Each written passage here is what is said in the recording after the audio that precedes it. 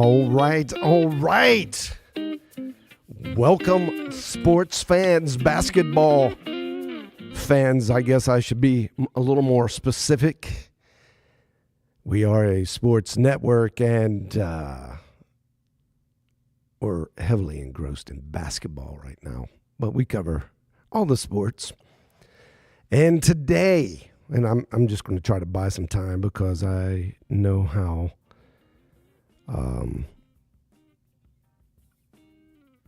the socials work and YouTube works. It takes a little while to have some folks filter in. Of course, you can watch this back VOD style. But today's episode, I should say, is going to be concentrated on the rankings, the NAIA basketball rankings. And we're going to hit the men today, and we're going to do the women tomorrow very soon. But today we're going to exclusively carve out this time for NAIA men's basketball and the polls, the rankings, the ratings, what those things mean, and hopefully get some of your input on what you think about how they work, and maybe you could give us what your ranking looks like.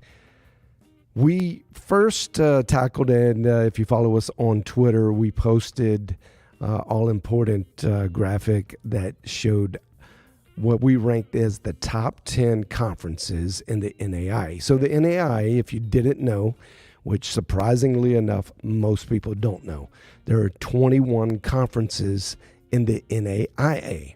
21. Memorize that. One of those conferences is an independent conference. It's called the Continental Independent Conference. And so there's 20 that have been around. Most of these conferences have been around for the longest time. They were divided up into two divisions, Division I and Division II. Really not, I mean, back in the day, I guess there was some argument who was better. But as long as I've been following the NAIA now for 15 years, I couldn't see any distinguishable marks that identified one conference better than the other, or not conference, division between the Division I and Division II. So it's essentially the same level of play. And they, just a couple of years ago, merged 1 and 2, and now we just have one big one. So in the 21 conferences, you have in men's 226 teams representing in those 21 conferences. And so you could kind of do the math. If each team averaged 15 players or so, you got about 3,300 players in the NAIA playing. And that gives you a good understanding, a good foundational understanding of what's happening in men's basketball in the NAIA. So there's a lot of teams to pick from. There's a lot of conferences to pay attention to. 21 conferences. And so the argument today, and I guess the hot take, is why is the NAIA Coaches Poll, top 25 poll, which actually has a receiving votes. If you've never been there, then I suggest you go to the NAIA site, look it up, top 25 Coaches Poll, which was the first one for this year, is released for the year of 2024, not the season. They have two other polls, I believe, that were put out earlier in the season, November and December. So this may be the third one. It's the most recent. It got released today. And the argument is, why this top 25 coaches poll is unfair. That's the hot take. It's not really accurate per se. And there you go. All right. Thanks, James. And by the way, James Lex is with me. I'm John Cookman, and we are the host today for Buzzer Beater. Yeah. And you're watching the Buzzer Beater show. Thanks, James. Yeah. And he pushed in a graphic there, and kind of hard to see on my prompter. Go up first, James. Nope. Go back to, and go up in the page. Okay, yeah. And the first take where you see poll methodology, I want to bring special attention to this. The NAIA men's basketball poll is for publicity purposes only and has no weight or bearing in the selection process for the national championship field. There's going to be a top 64. Now, my first question to you as the viewer, and if your coach is watching, I'm really, really interested. But I'm very interested if you follow the NAIA closely as a consumer. What do you think about that? Like, why put that out there? I'm not sure. Yes, you're going to have auto bids, and then you're going to have the standard selection bid. You can come back in, James, because I need some hot take from you. Yeah. But it's only for publicity purposes only. And I that disclaimer. Why do you think that disclaimer's there, James? The only thing I can think is they're just trying to create some storylines throughout the season, just something to talk about, because it's a long season. It starts in October, and you don't have your championship until March. It's one of the longer seasons among NAIA sports. Sure. Volleyball maybe starts August, but you're in, by the end of the calendar year, you have a champion done. Like basketball, you're practicing September, and then you're going all the way till mid-March. So I think they're just trying to find a way to give teams an idea of where they're at and their stock. But I think there has to be a component where the people who are actually making the decisions, as the teams that get to the tournament, they have to be looking at this poll. Like, it's very hard for me to believe that the people who actually decide, the 64 teams, are not even looking at this at all. Yeah. Because that's the only way. Otherwise, I would argue this is definitely bearing weight as to the decision. While they've been in the top 25, they should be in the tournament. There's going to be a team there. They started the year in the top 25. No one knows who's in the top 25 to start the year. You haven't seen anyone play. The teams change. So I don't know. I think perhaps technically by the law, but I think in application, this is absolutely important. Just perception by coaches, by the various administrators, whoever's for publicity making these purposes, right? It's a marketing tool, which I think is genius. Absolutely. I'm glad they do it. Yeah, I'm not trying to say they should never do it, but I do think it is a bit unfair, and that's the hot take today. Yeah. It's unfair, and For sure. it's unfair in a lot of ways, because it's unfair to certain teams that probably deserve to be in there, and they don't get any because they're not. How do I say this and maintain? Man, I would get a lot of hate mail, but Easy. Well, let's just say there are going to be teams out there that are just not in the good old boy network, and there are coaches that have networks together with other coaches. A lot of those coaches are good coaches that have highly successful programs. They seem to have a little bit of a bias within the network of things. There are other sports where it is worse. It is worse. That we found, that we've covered in the NAIA. But it's hard to get away from that. Yeah. And especially when you're trying to say, here's your best 25 teams out of 226 teams. So literally there's 201 other teams. Now, here's the argument that I'm going to lean into. How can coaches and already my phone's blowing up. Oh, jeez. That's funny. Getting the So- gag orders already from our overlords. Yes. Yeah. So, how are coaches going to react to this? Well, How are they going to? the argument is there's these raters, these Yeah. coaches, and then or these conferences that have raters, and a lot of times these are the guys. It's not necessarily the most popular coach, although it's a lot of times the most successful coach over time, and guys that are really that have well-established careers at a school, in a conference. They get picked to be the raters. They're revered as the guys that kind of know, and obviously all the stuff logically makes sense. Mhm. So it's not like the Raiders are bad guys or intentionally trying to isolate. I'm not even trying to say that. But the argument is, how do they have time to watch an overall? Let's just say you watch the top half. Okay. Well, that's 113 teams. Yeah. There's no way. You got to prepare for your own season. You got to prepare your guys for the next team coming up. And there's a lot of work. I mean, people don't understand how hard it is to be a coach. And that is just one of the little spokes on the wheel is game preparation, the next game preparation.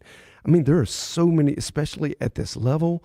They don't have the big staffs that can take on daily function and the logistics. Well, you're the recruiter. You're the scout. You're the scout team. You're a lot of times the guy that presents the credit card to buy the team's meals. You're the guy that's got to look up and find what's the best hotel to stay on the road. You're the guy that's like trying to fight other teams that when you're in season, opposed to other teams at your school, who gets what bus. I mean, there's so many little things that go into being a coach at this level, and you take on a ton of admin work. And I just don't think in addition people to your get personal life where you're trying to live. Yeah, there's just no time. You got to do family time, and I have so much respect for all the coaches in this league. And then guys take on the Raider position, which is another, I don't want to say headache, but it's kind of just another big thing that you add to the pot. And how are they supposed to keep up with what teams are doing outside of their conference? Man, you can barely keep up with what I would say. You can barely keep up with what's happening inside your conference, no matter what conference you're playing in. I mean, barely. And now you got to be responsible for going in, clicking on, and voting for all these, teams that are available to vote for, which is every team. And then look at all these teams down here. I mean, especially basketball. Like football, you'll have 3 or 4 teams down here in receiving votes. Basketball, there's so many. Well, we're looking at a top 64, really, and that's kind of the top half. Right, true. So all that to say, man, coaches, it's unfair to expect a poll like this that represent coaches and their thoughts, and then they will it down to a few coaches, which are Raiders, that are in conferences, and expect them to get it right. And I don't even say that they're getting it wrong, but to expect them to really get it right, they just don't have time for that. No. It's unfair. And it's unfair to the teams that get left out. It's unfair to the teams that get in just because of recency bias from we saw you last year in Kansas City, so you which must is be not good. so recent. And I mean, there's a lot of things. So it is a marketing tool. And I think there is a strong desire, and this is so legitimate. Coaches want, I don't think anyone should feel bad, any coach out there, for wanting to be on a top 25 list. Not at all, because it can be used as a marketing tool to recruit with, and recruiting at this level is so important.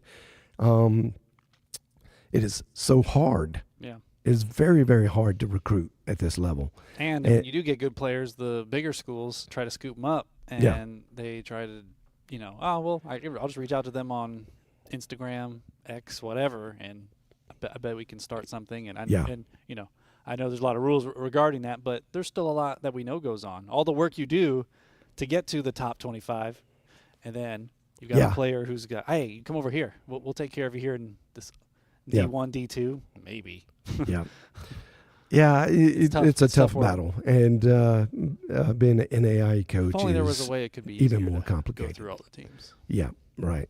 So you're trying to build your own career. You're trying to build your school's brand. You're trying to build your athletic brand and be good. And man, so many things to think about. So that's my hot take argument for why the Coaches Top 25 poll is not, and I don't want to use the word legitimate, it's just not fair. It's not a fair look. It's not a fair look to the consumers, to the other teams, and it rarely represents performance. So now we're going to segue, and this is kind of the exciting part. We here at the Champion Sports Network, we have a lot of guys that love sports, and we're analysts. We really look at things. We are former athletes. We are in understanding of what we talk about. And I don't want to, beat that too much, but just to know we're not just guys that decided, we're casual fans of basketball. No, we have spent a lot of time trying to figure things out in the world of athletics, and my big megaphone gets pointed to the importance of sports. Why consumers consume it is based on the great desire for statistics, and statistics are an ultimate driver of why people like sports. Now, obviously, if you have a relative that's playing, you're going to support them. But what causes someone to enter into a consumer mode of a league that they really don't know much about? A lot of times you get caught up, and not caught up like the Usher song, but you catch up in your understanding of the league through statistics. Statistics are very important. They also, you guys saw Moneyball. You saw, there's no gambling in NAIA circles, and nor should there be. But, that gambling industry, as we're all seeing, taking over the professional sports industries, it's all driven by statistics, and that's how you really begin to interpret and understand that you have these arguments, you have these debates, and why you like one team over another. And when your team's doing well, you're always trying to present statistics and who's the GOAT, and it all comes down to statistics. So it's only fair to view any competitive resource like that. So we are unveiling to the public today the CSPI, the Champion Sports Performance Index, and we have made that available to all consumers that care enough to find out and look. You can go to cspi.championsports.network, cspi.championsports.network, and you will find a ratings chart, and it will have a lot of raw data, and it will start off with the ranking of the ratings of the CSPI. The performance index creates a number. Then you will see everything, and you can kind of see it there. James has put it up. It's small, but if you go, it's obviously a little more digestible. And there you go. Oh, that looks great, James. And it will give you a rating on all 226 teams in men's and all 228 teams in the women's. You can select at the top, what do you want to view, men's or women's? So we're talking about men's today, so we're going to hone in on that. And James has created a fantastic way to look back, and it's not just right now, but you can analyze what they did kind of from day to day, and you could go back and get some recency bias. So we at Champion Sports has created our own ranking system using the ratings that the algorithm creates. And I won't go through all the bits of the algorithm, but the algorithm is there. If you just stare at it hard enough and you really analyze, you'll be able to deduce where the CSPI final rating number gets to. It's using some weighting systems based on production, and it's a performance index that looks at all the raw numbers. We create some weights for those raw numbers. We've consulted other industry leading guys that look at how to put these ratings together, and may have been influenced by some of their info, but a lot of it is we broke it down at many levels. So we went through years of just trying to see what works. And where we are now, we call the sweet spot of the rating system, and how the weights work seem to really work well in predicting not necessarily a rank, but it helps predict how one team should perform over the other if they went to a heads-up matchup.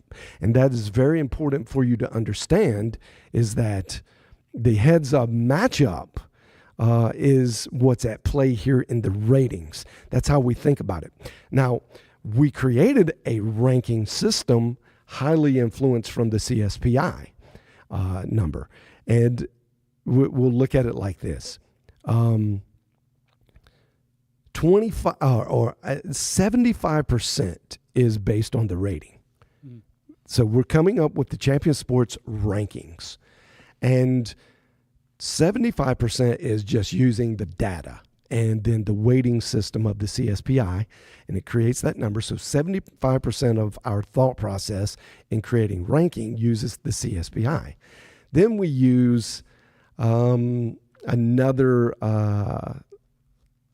let's say it's 10%. I'm trying to it's a 3-step process to get to a ranking. So then it's 10% based on other data, wins, losses. It's other data that and that's why understanding how your conference is performing goes in, because there will create this strength of schedule kind of understanding. So 10% goes to that, and then 15% goes to, and I got that backwards. 15% goes to that conference data, and then the other 10% goes to optics test.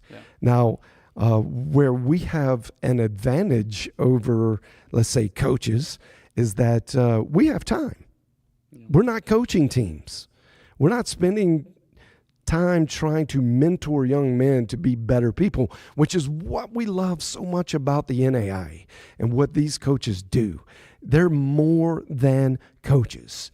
Every coach is more than a coach, really, because you're building this family, but especially at the NAIA level, where there's such a concentration on character and building young men and young women through academics and competition, helping them, mentoring them towards excellence. And so there's a lot going on, as we had stated earlier, in the coach's life.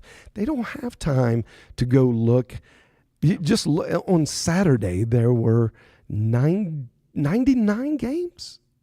I think, James. That's insane. I think there were 99 men's games, just men's games.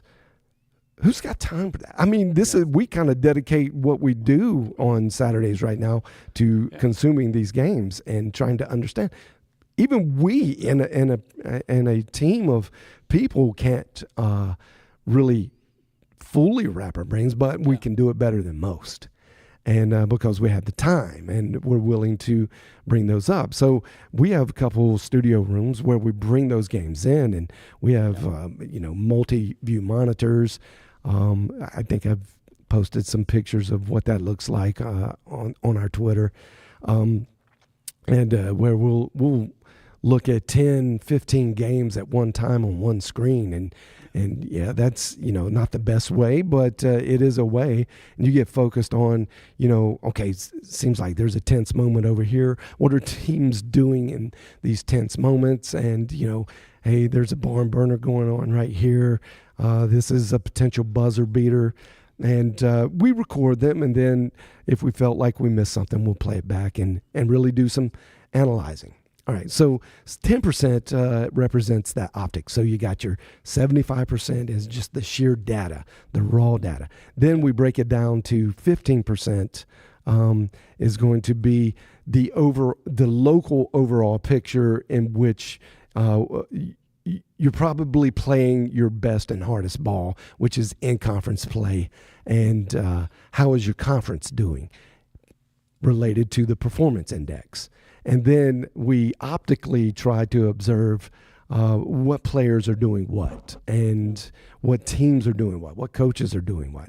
And then we create a ranking, and drum roll please.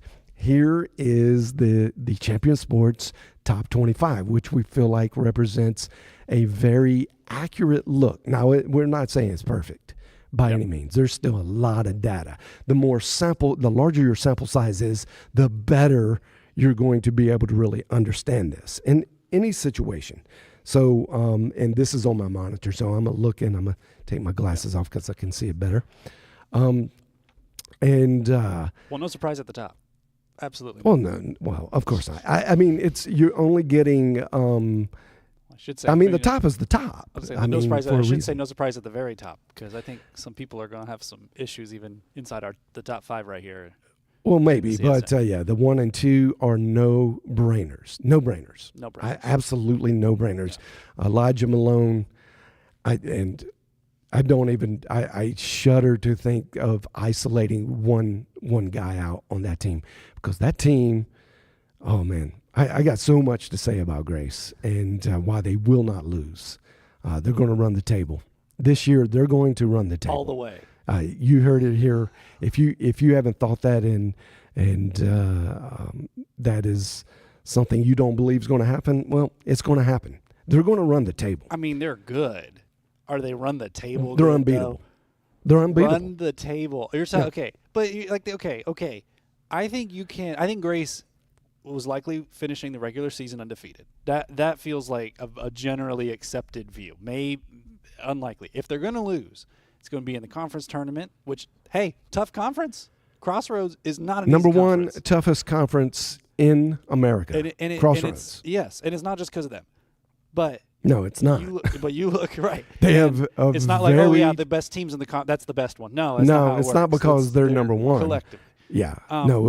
They good conference. So their conference tournament is no 5 teams in the top 50. Yeah, 5 teams in the top 50 of performance. Yeah. Not coaches polls, not this opinion. Yeah, and the of CSPI, actual performance. They have 5 teams. I like them, but like the national tournament, here's the thing. The NAIA national tournament is so difficult.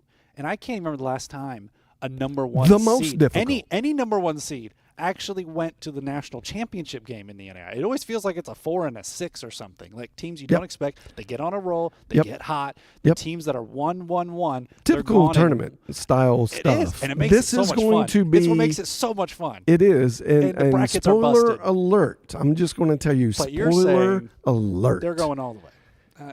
They're unbeatable in the NAIA. That's a very big claim. Walk me down. All you got to do is walk me down. Because as good as the players are, as good as the coaches, as good as the team has played this season, it is extremely difficult for me to believe that one team will have no stumbles between now and March when the national championship's crowned at Municipal Auditorium in Kansas City. That is a long tournament, back-to-back days, playing every single day. We have not seen them. I mean, they've played I'm going to give you a stat, James. I'm going to give you a stat every on day Grace. for 6 days It's very hard to say that's a guarantee. I think No, it's a guarantee. it's a guarantee. It is a guarantee, bro. They will not lose. I'm going to give you a stat. What, 6 games or was it 5 games in 4 days? I'm going Whatever to go down 4 games, 5 days? to the All Piston ring. Like, we're going to get really, All right. really Yeah. inside the numbers. So as of before the new year started, so all the games from November and December, which is a decent sample size, not a great sample size, but Grace really didn't play any cupcakes. Most teams go out and play some cupcakes just to get started. Fair. I'm not bashing anybody for playing downsized teams to get warmed up. That's part of the strategy. We understand. It's a good idea, to be quite frank. Yeah. To get going. But some do a little more than others. Some just don't have good teams around them to warm up with, so they have to play really bad teams. That's kind of Mayville State's problem. Their numbers is a little bit fluffy. I like Mayville State. Don't get me wrong. The optic test on Mayville State is good. So I'm not bashing them. I'm just saying it is unfortunate that their cupcake schedule, which is quite large at the beginning, is so fluffy. It's a lot of icing. The Comet Nation's about to send a storm your way. Yeah, you can play 2 games. In 2 games, your win margins, total of almost 200 points. I mean, come on. That's a little too fluffy. It's only a couple games. Yeah. It's not their fault. I mean, they don't have a lot of options. All right. I'm looking at the Grace schedule. Grace doesn't have cupcakes. They really don't. No, what? Kentucky Christian 112-50? Yeah, it couldn't. That's not a conference game. That's one out of league. Grace is very good, but I'm just telling you, that's not a super cupcake. I mean, there are cupcake teams they could play. They go and play Purdue, and they get waxed, but they had a good outing. It was within 50. That's pretty good. Purdue was at the time they were number 1 team in the world. Exactly. Of college. Yes, we keep this in perspective. This is not playing just any D1. team. Yeah. No, I'm sure that was fun. But anyway, let's stay on track. All right. So here's a stat for you. There is a NBA stat that has trickled down into college, and it's a performance stat that measures how well you do over 40 minutes played. Now, there's 40 minutes in a game, but not every player.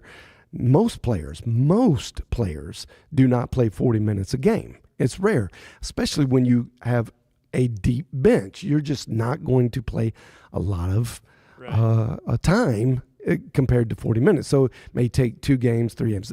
So they measure things based on averages and what it would be like to have you in the game for 40 minutes. James, listen to me closely. This is a Grace Lancers stat. All right. In the top 100, now this is based on November and December, top 100 players in the NAIA. I've already established there's 3,300 players plus in the NAIA, men's basketball. Top 100, they had 11 players in the top 100 of performance based on scoring per 40 minutes. That's unreal. That's beyond your first bench. You're down to your second bench, and you're still top 100. There's nothing like that. Now that they've played some conference, and it may have eased a little bit, but through 2 months of plays, and that's about 13 games, I guess. That is unbelievably impressive, especially not playing cupcakes. And not many. They played a couple. Those games are not really cupcake games. Grace is just that good. It may seem like in that isolated vacuum, but in the big scope of things, it's not. And you have 11 performing players. Most teams can't even play 11 players. It's just baffling. So to say that a big tournament which is to me a harder than a triathlon for these players because they have to play so many games in such few days to win out. And you got to be deep. You got to be super, super deep.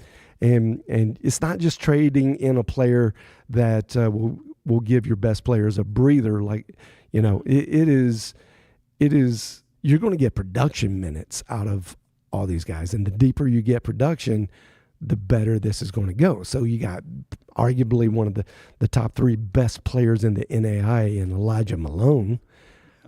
What is he averaging in minutes? He's at 23 minutes a game right now. Barely half the game. Barely half the game. So you're also not going to see these guys show up and overwhelm you with individual stats. Why? Because there's so many stats getters. There's so many players. They can all perform. So every coach in the NAIA wants to be head coach Scott Moore. Yeah. I'm sorry, Coach Scott. I don't know why I said Scott Moore, but Coach Scott of Grace. Yeah. I mean, he's got 5 guys. Wow, it's crazy. Only 5 guys are averaging double digits. His biggest problem is trying to figure out the formula of how to keep these guys in and out and a chemistry alive the whole game. Well, he's got to figure it out because I don't look through the schedule and just make sure I'm not wrong, but has anybody gotten within less than 10 points of them in their wins? Let's look here. They've only won. I mean, Purdue's only also, which is exhibition. Marion was 11 points. Wesleyan was 11 points. There you go. Indiana Wesleyan. Yeah. Great team. Great team. Yeah, very good. It's really not close, is it? Yeah. Yeah, really of course not. Nothing's close. And well, it'll be interesting right here. We get to Mount Vernon, Nazarene, Bethel, that's going to be Marion. fun. That's a tough. Bethel is okay. That stretch right there. And they followed up with Indiana Wesleyan right here. There's a 4-game stretch that wow. is going to be probably That's their rough. toughest stretch. Yeah, all right. Right there. So okay. If they just steamroll that, I will reconsider the possibility that they're going to run the table. You heard it first here. They're not going to have any problems. They're not going to have any problems. What's the narrowest win margin here of these 4 games? Mount Vernon, Bethel, Marion, Indiana Wesleyan. What do you think is the narrowest win? Keeping in mind, so far the narrowest is only 11. I think one of those teams gets it under 10. I think there's a 8 or 9 point victory that we would say is kind of close, and I think it's going to be just because of the way it winds down at the end. I mean, this is conference play, and in almost any other conference scenario outside of Grace, I would go anybody beats anybody. There's conference is tough. Conference play, your bottom teams, a broken clock is right twice a day, as they say. Yeah. Things can happen. No things will happen to Grace this year. Those things, right? I'm just telling you. The clock will be right 0 times a day, according to John, when Grace is playing. That's just how it's going to be. I'm not concerned about commentator curse. I'm not concerned about any of that. These guys, these guys have it under control. Not that I'm going to help you with your argument, but take a look here. They average 93.75 a game. I don't know if you guys can see that on the screen, but what's wild is only 5 players are averaging double digits, and the next is 6.9 points. Like, it's a lot of guys averaging 6, 5, 4, 3. They're coming in, like you said, that efficiency. But just look at their time played, which is not a ton. That's why it goes down to performance. 20 minutes a game. Well, those are that's just you got 2 guys, starters. which represent probably the best backcourt in NAIA right now. That's hard to argue against. Bro. It's crazy. I mean, they can shoot, they can score, they can do whatever. Yeah, there's a chemistry. Whatever they want. Yeah, and we haven't even talked about the scariest thing. The scariest thing is go through that roster. It's all juniors except Elijah Malone and one other. I forget. But they're bringing back They got all the significant junior. Wow. players. Wow. And Coach Scott Moore There were is 4 freshmen. a great total. recruiter. Wow. 4 freshmen, 3 seniors. Yeah. Elijah Malone's a senior, but at 6'10". Okay, yeah. So in your top 5 minutes getters, Yeah. your lineup of those most played players, the smallest one is 6'5". So you're ranging from 6'5" to 6'10". You got 6'7", 6'8", 6'8". I mean, it's a big team. They could. I don't know that they've been challenged. That might be the biggest weak link for Grace right now, is that where have they been challenged? And other than Purdue? Well, I mean, you can't count that. Yeah. Arguably one of the best player in college basketball right now is at Purdue. Yeah. So, yeah, I mean, they're not going to. They haven't seen a real challenge, and is that? I guess if you're trying to argue with me, and I'd love to hear anybody, feel free, walk me off this ledge, because I think it is audacious. I think it's crazy to say no one will lose, especially in today's competitive climate. But they're not losing. Yeah. They're not losing, James. Take it to the bank. They're not losing. Still averaging 90 points a game in the Crossroads conference play. That's pretty. In the toughest, and that's the most audacious thing about it, is the number one conference in the nation. Yeah. And they're not going to lose. Not for a all while. right, so let's go back to the polls. All right, let's go back to the polls. All right, we spent a little extra time there on Grace. Why? Hot take, not going to lose. So a couple hot takes in this episode. No surprise at the top. Langston. That's sorted. Here's another one that will not lose until postseason. So regular season, I don't think they. I don't see a path. They're in the Sooner Athletic Conference. I do not see a path where they lose in the conference play. Yeah, Coach Wright has, an enormous amount of talent. Again, not quite the depth that Grace has, but he's got some really great players. Top 7, they got it going on. And Anthony Roy, you can't. He is their Elijah Malone. He's former D1 player. He knows what big competition is like. He's brought that attitude, and it's not like they needed it because they were top tier team last year. So you got a little bit of big recency bias, but the short-term recency bias is they haven't lost yet. So who's going to beat them? Sooners a pretty tough conference, but they're not that tough. They're not. Right. I think they were ranked 7th on our top 10 toughest conferences out of 21. So they were about 7th. Yeah. They're top 3rd, I guess. In barely in the top 3rd of conferences. So, you have it. Oh, yeah. Awesome. There, take a look at that's your top 10 conferences right there. Yeah. All right, I mean, that's all numbers right there. That's it's just crazy though that numbers. Grace is up there at 1, Langston down at 7, but again, this just to clarify, this is number of teams in like the top 50 of the performance index. Now, I would say if Langston had to play in the Crossroads, even River States or Mid-South, they take an L. They take an L. Yeah. They're not going to take an L in the Sooner. They're too tuned up. Yeah. Chris Wright's too good of a coach. Yeah. We saw what he did at Talladega. Yeah. He knows how to coach at this level and get maximize performance. And obviously get players in. These guys are good. They're really, really good. They can run with you. They can also slow it down. You're not, you're just kind not of the going to outscore scariest them. thing that they can play Yeah. different styles to Yep. be. That's the kind of stuff that you need in a tournament when you're Yep. playing Yep. different teams from across the country, different backgrounds, different fundamentals, Yep. right? Like being able to just change it up. And all right, you want to run? Well, let's run. Yep. You want to play Yeah. half court? You want to play full court press? We're comfortable. Like Yep. those are the teams that. I don't know, scare Here's me the to biggest death. knock I have on Langston. This is why I don't think I think they're going to make it to the Final Four. I think. Okay.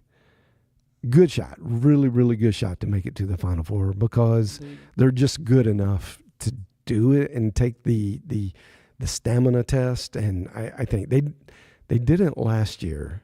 They ran into a Georgetown team, I believe. Yeah, I was gonna say, and Georgetown was phenomenal, but they just had Langston had a really, really bad night. I don't know if that is likely to happen again. So I got them in Final Four. Right now, Langston goes Final Four in the championship. Obviously, Grace is going to win it all. I had a thought on Langston. I can't. I blanked out. All right, so weak link. Here's Langston's weak link. According to the numbers, too many turnovers.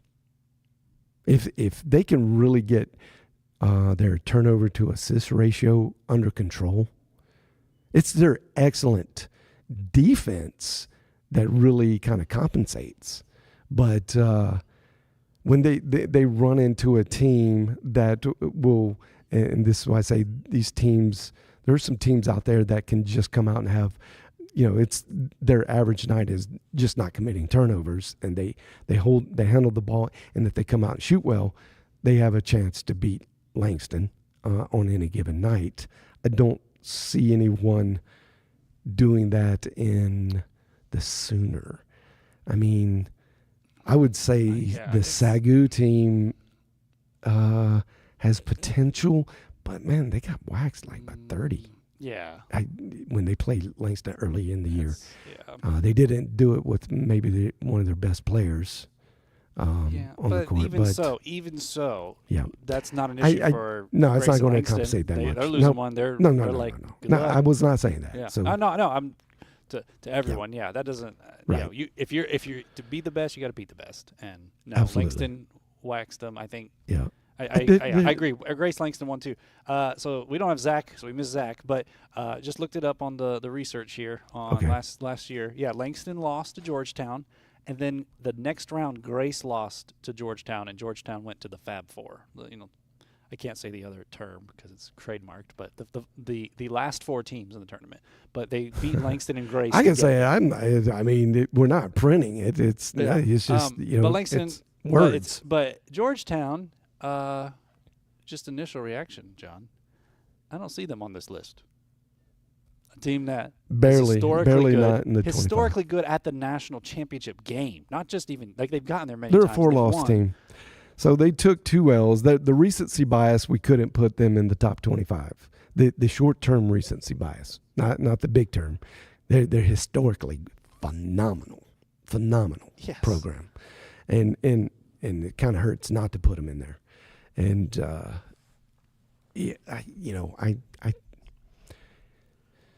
we're just going by the numbers, and mostly. So argue with the numbers. Yeah, to most of the degree. Put it that way. So we put St. Mary of the Woods. I guess we're kind of skipping to the back now. Well, so, it's a good idea. Big team missing here. I mean, they beat the top 2. I mean, last year. I mean, I know recency means more last couple of weeks. I think if you line it up, let's just go play the what if game. Okay. I think Antelope Valley gives them a great game. I think St. Catherine's probably beats them. Roosevelt. It's a good game. It's a good game. College of Idaho, Georgetown wins. Tennessee Southern. College of Idaho just won the national championship, and you're saying okay. You're saying Georgetown. Yeah, they're only in there beats because of numbers. Neutral court or at home? I think they got some fluff. College of Idaho. Yeah, it's hard to Yes. tell with the Frontier and Cascade teams. It's real hard to tell because, and it's not their fault. They Wait, but they build fluff into but their where is schedule. at the where beginning. is Georgetown winning this game? Is this in Idaho, in Kentucky, or neutral? Georgetown's any? very good. They're very, very good. I think Georgetown wins that one at home. It's a competitive game. I think College Idaho's good, but I don't know. I just the optics on COI is not great right now. Maybe they're just lacking something. Maybe there's a chemistry. I think they dropped a couple guys off due to graduation. Their coach obviously knows how to win.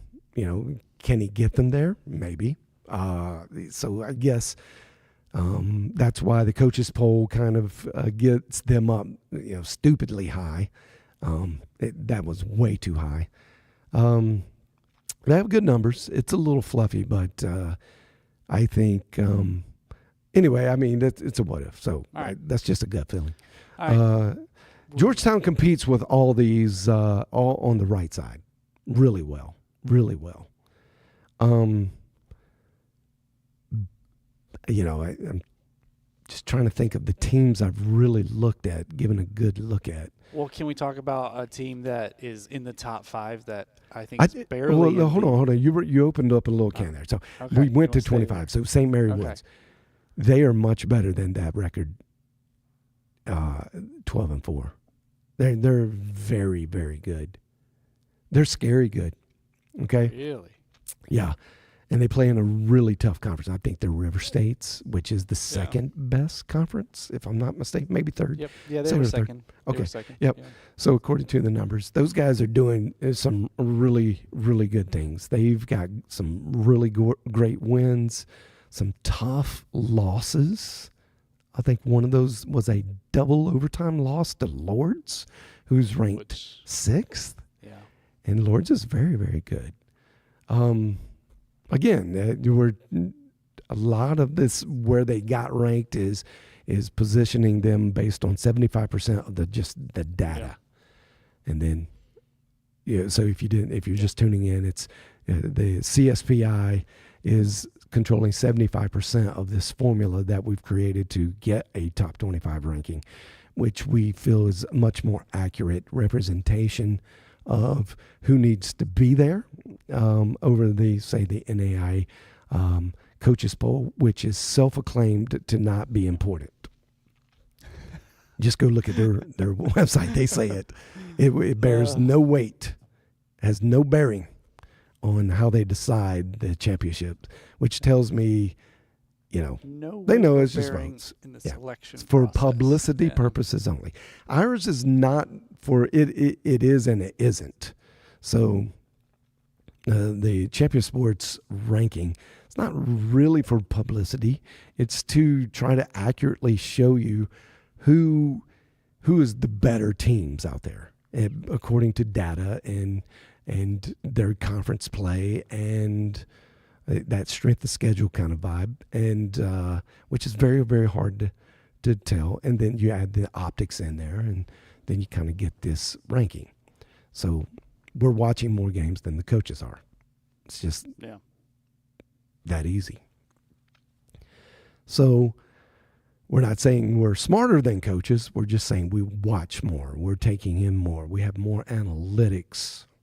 And if you're just catching in, I'll catch you up. You can go to cspi.championsports.network and look at all the raw data. There it is. And 226 teams. Get a number. They get a rating. The CSPI is a rating, not a ranking. They just happen to be ranked according to their rating. Yeah. But that is only 75% there. Yeah. So, all right, let's talk about this point part. Finally. So I actually, point part got it because of the numbers. I think Cumberland's is a better team. So, not enough of my optic weight, which I am very high on this Cumberland's team. Very, very high. They're going to be a hard out. but we kind of the way it weighted out, Point Park just barely kind of got in over Cumberland's, and they're a very good team. Remember, I'm not suggesting that any of these teams are not good. It's just it's millimeters, micrometers between them. So Point Park plays in a very tough River States. It's River States, right? Yes. Yeah. Okay. River States. Yeah, and then Indiana Wesleyan. Wow, I've gotten to see them. They are fantastic. They play in an incredible conference as well. Lords, very, very good. Probably the most fluffy of these top 10 is Oklahoma Wesleyan and Southwestern. Again, the numbers. I was just looking this up. They'll play in a couple weeks here, or it's February 7th. So it's okay. So be a little bit till they match up. So this again. is kind of where the weight of the conference and their optics test, and we just insider knowledge. Coach Bostwick, Donnie Bostwick. I can hear him now. He's like, "How you got me a 7, John? How you got me a 7?" and that's easy because you've been upgraded to 7, Coach Bostwick. And I'd love to hear that. You should probably be in that 11 to 15 range. But you've done what you're supposed to do, and that is win and not lose. You lost to Southwestern, and I know Southwestern's yelling at me, going, "We beat Oklahoma Wesleyan." Yeah, but you also lost to McPherson. And McPherson? I mean, it's top half of the conference still, but still not what you want if you're trying to be the top 5 team in the country. Yeah, they're performance-wise, they're a number 8 top. They're a good conference. They're not a great conference. They're a good conference. Yeah. Oklahoma Wesleyan should run the table there. I have a lot of confidence in Coach Bostwick's ability. So that's why we elevated them to 7. The pure CSPI, they've only lost 1. And it's kind of tough, but because of the way the conferences work and the way we weighted it out, Indiana Wesleyan was a no-brainer even at 2 loss. But Oklahoma Wesleyan doesn't have great recency bias in tournament play. And some of this perspective is how will they do in postseason. And at Southwestern, they're just a really good team. They're they got good chemistry, good coaching. They're on a roll. They're kind of hot. They've been cooled off recently, but we still got some more sample size to go through. We're in the heart of conference play now, so the truth is going to be told. And that's why it's important to go to the raw data at CSPI and check it out. Yeah.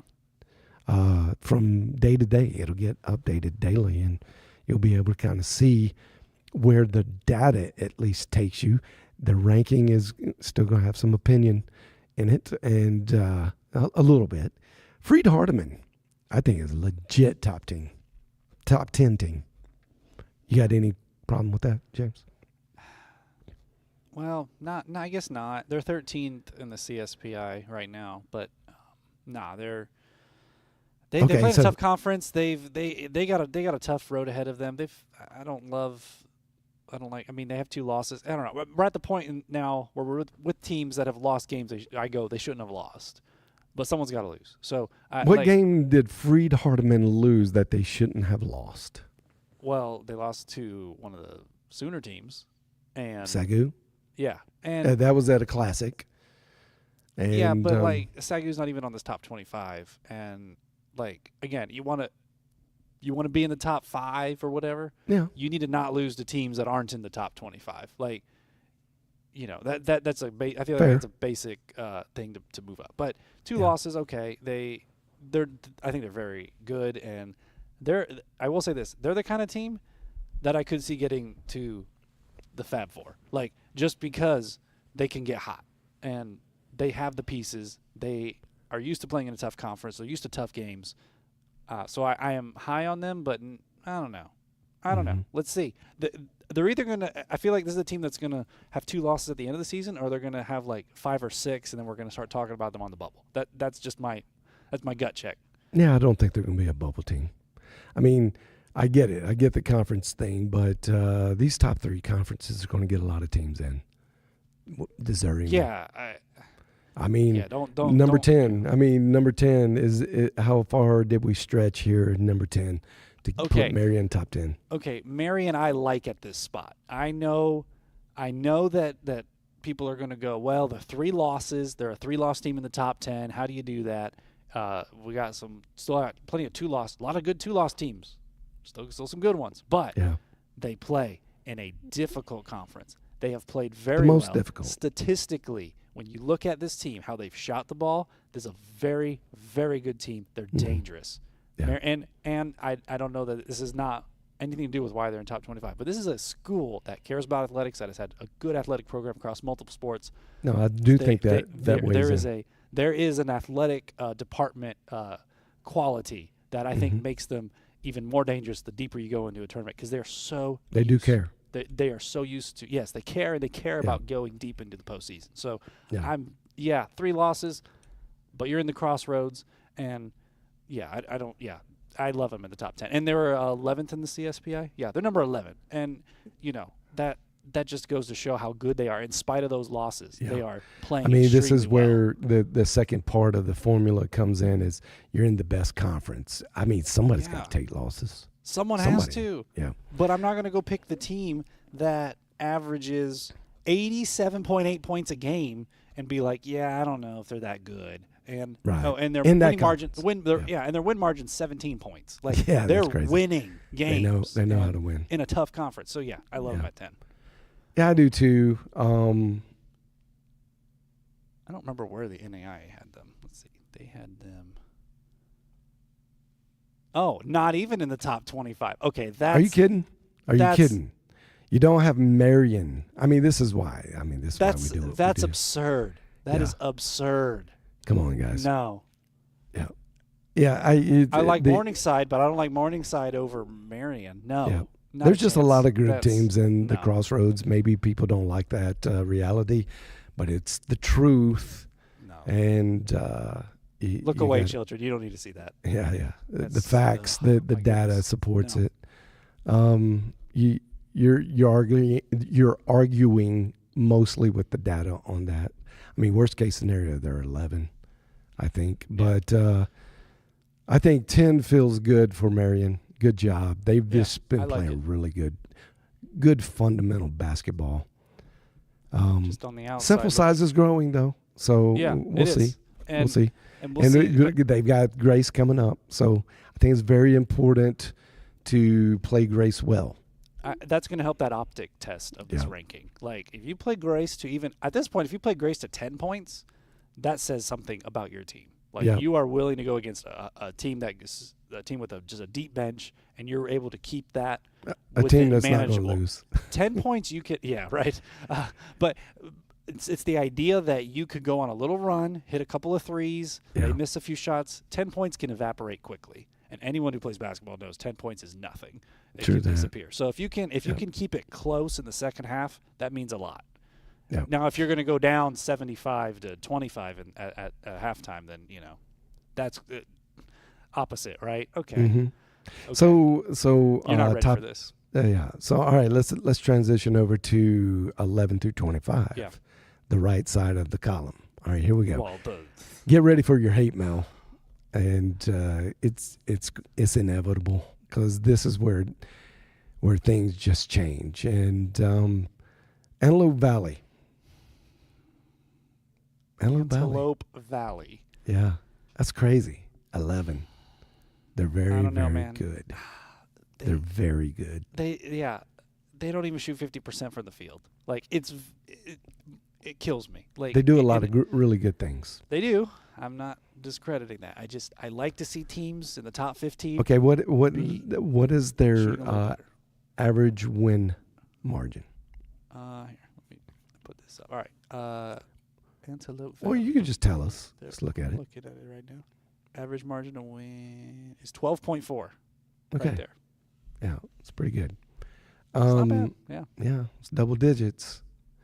All right.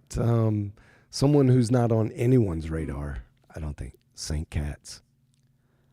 Yeah, were they on the NAIA one? Let's see. They were nowhere Are you near. serious? No chance. Go look got at no chance. I'm gonna RBs. Go look at I'm gonna RBs. go look this up. Let's see. No, they're not even getting any votes. No votes. This is what I'm And talking about. Champion Sports Network goes, put them at 12. That sounds good. That sounds Yeah. good to us. Okay, Yeah. so it's got to be the CSPI, And- right? Like that's got to Well, be it why is. they're It- getting elevated here. Yeah. Yeah, let's they have a better CSPI than Oklahoma Wesleyan, which is over in the top 10.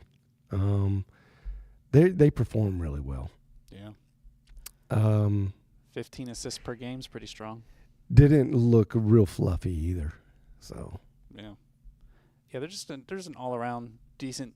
I mean, there's an all-around good team. Only 2 Yeah. losses. That helps. yeah, Don't lose they're- games, they're guys. really I good. mean, if you want to be in I've these seen a couple rankings, games. just don't lose. Like that's the number one issue with Yeah, I mean, yeah, or don't lose to a bad Yeah. team. teams. Yeah. And Which- make your losses count. Make sure they're above you and you're doing well in the game.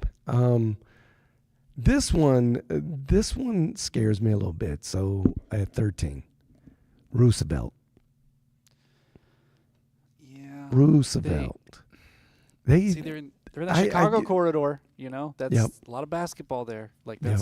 it's cold this time of year. They're all indoors. they're Right. performing well, really, They- really well. Okay, so we can't fight the numbers too hard. I've seen them once. They looked okay. They really did. They looked really like a team that can win, and that's what they're doing. They have almost twice as many assists as turnovers. That's pretty strong Yeah, on average. Like, I mean that's they good. just do a lot of things really well. A lot of the important things. There's some non-statistical things that I felt like were going on from coach to player that seemed to look really well. Again, optic test. I've only seen them once. It was against a good opponent. They got the win. It's kind of earlier in the season. Mhm. I think the test is coming for them. So this is one that I wouldn't be terribly surprised if they dropped, but I don't think they're going to drop off the map. So I think we kind of got comfortable with them at 13. College of Idaho, I'm sure, wants last year's season to translate into this year and, Yeah, how did they, maybe go up a little bit, but you just didn't have the rating numbers. You're right there at St. Cat's level. I'm gonna see what I'm trying to remember the teams they took their 2 losses to. If those were like early season. They So lost to Vanguard by 30 some in November. who are you talking about? College of Idaho. Yeah. Right here. Yeah, There's 94, some drops in there. 67. They just shouldn't have dropped. No, I mean, it happens. Yeah. So, Vanguard went I off mean, in the again, second half. all they have to do is, And just Southern keep Oregon, winning. ugh, that's not great. Not great, but Southern good Oregon's enough. good. They're good. Yeah, just keep winning. COI, and maybe you'll go up. Yeah. The next one is the biggest chance of all, 'Kay. and that is Tennessee Southern. Tennessee Southern. And they just don't have the CSPI to really Yeah, legitimately put them where they are, but they have some good wins. Yeah. And really the losses were legitimate losses. So optically they play really well. I think statistically this is an anomaly where I used Mayville State Wow. to say their number was really high. Yeah. In inverse, Tennessee Southern's is kind of low, and the same thing kind of goes for Oklahoma Wesleyan. They are not. They are better than the CSPI rating, and it just takes a little bit of advanced knowledge to kind of understand how to look at that and give them a chance. Tennessee. I don't. Yeah, go ahead. I'll say they're 2 losses: Cumberland's and Freed Hardeman, which are right over there, top 10 teams. Yeah, and those games were 83-67 loss to Freed Hardeman. They lost to who we thought they would lose to. 73-65 to Cumberland. So yeah, but still, they're respectable. Yeah. Those numbers, they haven't played any cupcakes, and they didn't just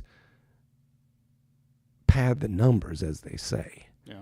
So they probably are not performing well on assist-to-turnover ratio, is what I suspect. I'm not looking at the numbers right in front of me, so I'm kind of just going on.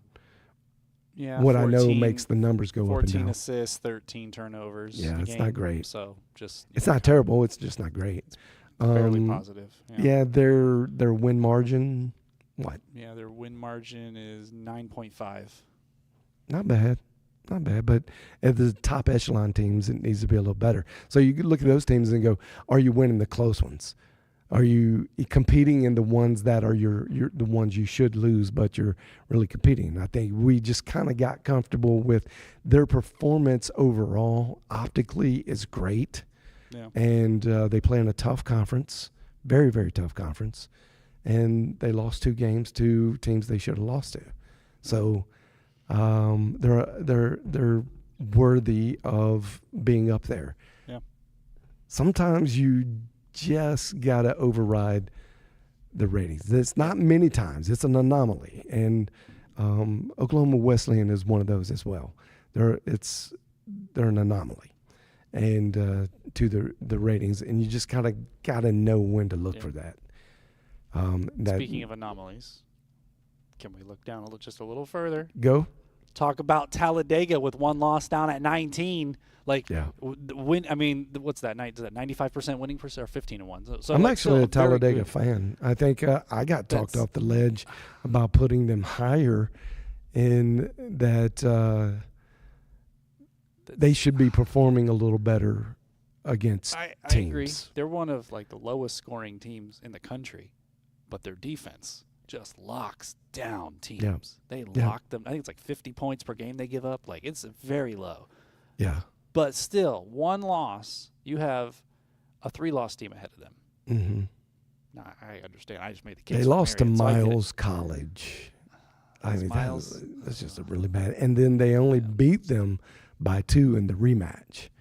So I just, in a top 15 team, I expect better. A top 20 team, really. But there they are. And that's a good observation, James. Well, I missed. We had some comments here. All right. So, Casey Wider. Let's see here. Casey AC has put at least 2 teams in the Sweet 16 since the merger, and at least 4 teams in the tourney each year. Yeah, they're good. And then 2 of Marion's 3 losses are to 2 teams with at least 6 losses. So maybe we'll see. We'll see if that's why Marion's getting the. We'll see. Maybe we're giving a little love, but still. Well, you're still fighting the numbers, their performance numbers. I mean, what teams did they lose to? Let's look that up. Yeah, let's look that up. Because they are 10th. Let's see. They were 11th They lost in CSPI. to. Oh, they played Indiana. That's fun. It's an exhibition, but they played Indiana. Here, I'll put this on here. 61-94, which isn't actually horrible to them. Lost to Grace 75-86. The closest game. Yeah. That's 11 points. The closest game they've played all year. And they actually outscored Grace by 10 in the second half. So, horrible. Spring Arbor, overtime loss. That's a terrible loss. That's a terrible loss. Yeah. It's overtime. Still shouldn't. When was that played? Overtime. That was back in November, right before at Thanksgiving. Spring Arbor. Yes, on the road. Yeah. And that was a conference game too. That was a conference game. So what was the reaction? Huntington. Oh yeah, I was gonna say I wasn't looking here. Yeah, because they got one more. The exhibition doesn't count. Yeah, that does not count at all. Huntington, and is that just 2 losses then? No, that's 3. Grace. Huntington, Yeah, Grace, Spring yeah. Arbor is the terrible, but Grace. Huntington's not horrible by any means, and They've- Marion, they came back in the second half. Like there's this, I mean, yeah, Pop up 5-point loss. real quick. Follow the rabbit hole to Crossroads Conference standings. Okay, let's see. I think I have that over here. Crossroads standings. All right. So so at the top, obviously Grace, Indiana Wesleyan second at 6-1, Bethel at 4-2, Marion 4-3, Huntington 4-3. Yeah, so it's that there is a little bit of a step down. The after comment Indiana was Wesleyan, that 6 lost teams. What 6 lost team had they I played? think that was spring. Let's see, 2. There's 1, Or 2 teams. and it was a terrible loss. Spring Huntington has 6 losses on the season. Okay, so Huntington's got 6 Spring losses. Arbor's got 7 now, but. Yeah, they're not good. Yeah, but okay, but this is okay. But look at this here. Like literally 1, 2, 3, 4, 5, 6, 7. I can go 8 teams deep that are above 500, like on the season. Like this is not just the bad teams. The bad teams in this conference might be winning other conferences. They might be at the very top of others. Go ahead. What was True. Let's Huntington. Who have they lost to? Let's take a look. Huntington lost to West Virginia Tech. Well, good team. Who's good? Yeah. Madonna, a good team. Olivet That's one of your Nazarene. faves. Yeah, I like. Yeah. Olivet Nazarene, good team. I don't hate it. Indiana Wesleyan by good team. 12. Not I mean, good team. Bethel. Yeah. I mean, they've played some of the top teams in these respective conferences. Again, that was early on. It looks like they I went mean, to Montana, played and went out there and went to Arizona at the Cactus Classic, won. Beat Mount Vernon, lost to Grace. Mount Vernon's good. Like it matters. Yeah. Yeah. I mean, that's not a bad schedule. Like that's what I'm saying. Yeah. That's not The bad only at thing all. that Marion, the chink in the armor is really Spring Arbor. Yeah. And I get that. there's no excuse for that. There's just no. Don't let it happen again, Marion. I don't think they will. They're really good. Yeah. They're fundamentally strong. Optics test plays out on them very well. Like you brought up a good point. Athletic programming is they have strong motor to win, and the conference is going to yield out some extra losses. It just is. Yeah. Huntington's one of those teams that can beat you. They can snake bite you really quick, and always an interesting game.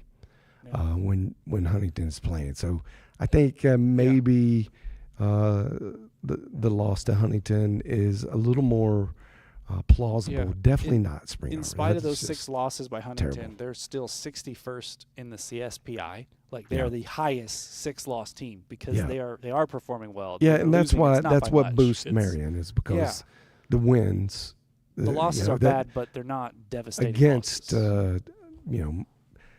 a tournament contender. Still, if you look at top 64 teams, when you say that in the landscape right now, we're going to pretend auto bids don't mean anything, right? So, and you're just going to pick them. They're in the top 61 performing teams. Yeah. They're again a little bit. You got to look under the hood. Just more than the top of the engine. But that's a good point out. I'm glad that was a really good make us think about it a little more. And maybe they are a little too high. At 10, it's close. 11 might have been a little more legitimate.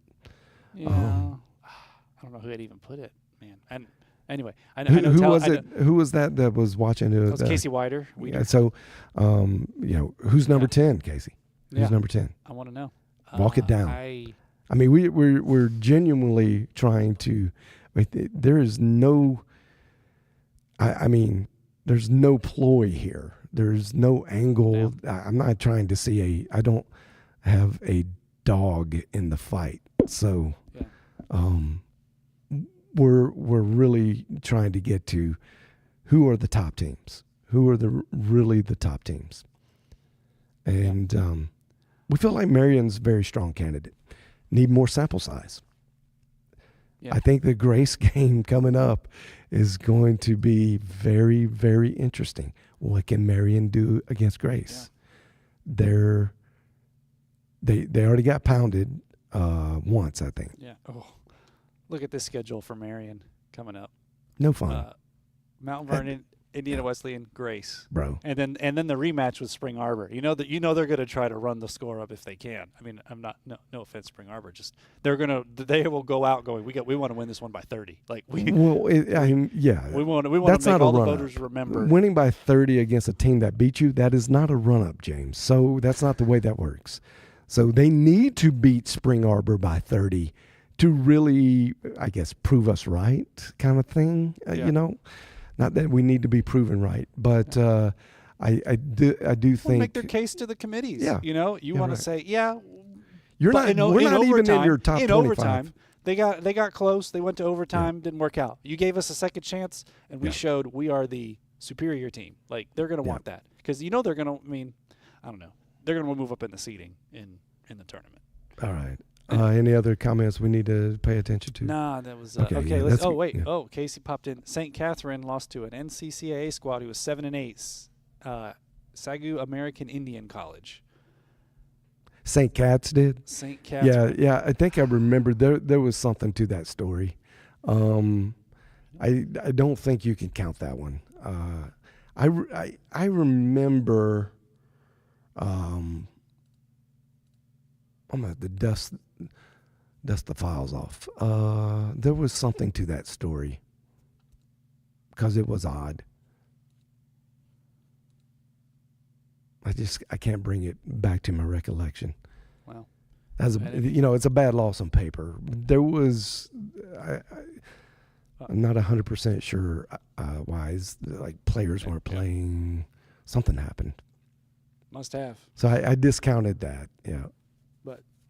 But even so, I mean, okay, but we're at it'll this prove part, out though, we're later. at this part of the out. rank. Yeah, at this part of the ranking where you're gonna find teams that have bad losses, and you're having to decide: is this bad loss to an NCCAA team I could take worse one. than this one? I can take one. And what you find is there's usually one of these is a loss to Grace and a loss to Sagu American Indian College. Like you're losing to Sunshine Preschool, and then you're losing to Langston. Like it's this dichotomy. So you're not sure what these teams are. And that's why you're saying we need more data.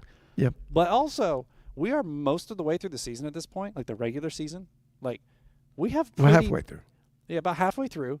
And some conferences are basically halfway through the conference schedule. Like they maybe have, I don't. they're I don't getting know. close. But halfway through, yeah, I guess they're approaching. pretty close. Round There's a lot of round robin conferences, so. Right? And they got to get done. They got to play a second time, and it's have a pretty much all tournament, conference so. games here out. Yeah, and the data that is about to happen is going to be extremely important. Yeah. So those changes, and if they reflect that, then it's going to reflect in our ranking. Yeah. So it is I think end of next week, like come back next week, and when we do this, we're going to be closer to really being able to tell who should be in the top 64, who are bubble teams. I think we're going to start kind of analyzing it from that perspective. But we'll see. We'll see. Some of this was a little bit, we're like, our optics are telling us this. We're seeing something here. Yeah. And we see something in St. Cat's. Go down. The biggest risk is Tennessee Southern. The thing is the losses weren't bad, but they don't have like a lot of signature wins. Like they don't have like a win against an Indiana Wesleyan or something like that where you go, okay, they could be something. And if they didn't, let's say they run the table, maybe they're top 5. But but they are respected even on the NAIA coaches. They understand this is Yeah. good team that's Here- lost some close Here's games. a fun one. Optic And test. something that's related to tonight. And I think it's going to be the Champion Sports Network game of the evening. And that is Florida Memorial Ave Maria. Yeah, Two of the that's top gonna teams be- in the Sun. Yeah, that's wow. Sun's a really good That's- conference. Yeah, I don't think people realize how good that conference is. see It's where were they really at over good. here? They were 6, so they got 3. They got 3 Yeah. here in the top 50. They're good. Yeah, I mean, there's trying to see what other games tonight. So, Northwestern Morningside. That was what I was looking for. Yeah. Northwestern that'll Morningside, be- yeah. Which, by the way, Morningside John, by the way, John, just barely I edged don't out. see Northwestern or Morningside in this top 25. Yeah, they're theoretically 26, 27. Could easily be in the top 25. In that 20 to 25 range, the 20 to 35 range is like measuring the width of hair. It does change even night to night, like just in the CSPI. It Yeah, is- yeah. So this is not a slight, especially the deeper you get. There's no intention to slight one program over the other at all. These are great programs. Keep in perspective,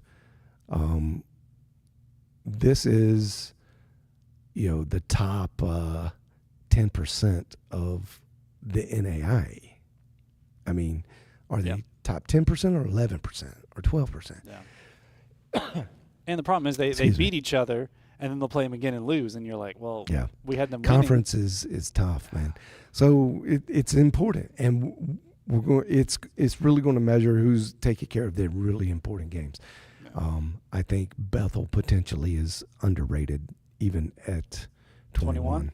Oh Yeah. my goodness, they're scary. Yeah, they're very good. Mayville State, their recency bias kind of puts them down. They were just a couple weeks ago had no losses. Yeah. So they're a good program. Morningside's lost to Jamestown. That was not good. Is it Freed Hardeman? No, Morningside. Morningside. Morningside They- lost to Jamestown. Yeah, Not Jamestown. that I think good. they're like in the 80s, 90s in CSPI. I mean, they're Yeah, top they're half. not bad, man. That's a program that is overcoming a lot of stuff, Yeah. and I think Yeah. they're doing really good considering Yeah. the match. But I just don't. That's a bad loss for Morningside. Yep. And there is talk. Northwestern's doing really well. We did, man. Again, it's really measuring the width of hair. Yeah. It's it's very hard to do. I mean, yeah, they're a 3-loss team, 14-3, and Yeah. they're kind of down here at the 3s and 4 losses. Yeah, they're So doing they're- good. I think they took a bad loss. Well, and beating maybe Morningside not tonight that will bad. help. That'll help. Yeah.